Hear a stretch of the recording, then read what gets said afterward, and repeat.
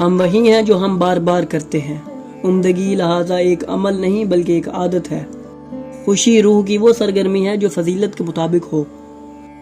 علم کی جڑیں تلخ ہیں لیکن اس کے پھل میٹھے ہیں۔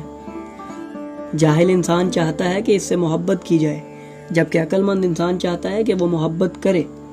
کسی بھی چیز کی فضیلت اس کے درمیانی حالت میں ہے۔ دوستی دو جسموں میں ایک روح ہے۔ فطرت کبھی کوئی کام فضول نہیں کرتی۔ اچھی شروعات نصف کام ختم کر دیتی ہے۔ عقل مندی کا راستہ اعتدال میں ہے۔ تعلیم جوانوں کے لیے ڈسپلن ہے اور بوڑھوں کے لیے خوشی۔ محبت ایک روح ہے جو دو جسموں میں بسی ہوتی ہے۔ انسان فطرتاً سماجی حیوان ہے۔ خوشی کا انحصار خود پر ہوتا ہے۔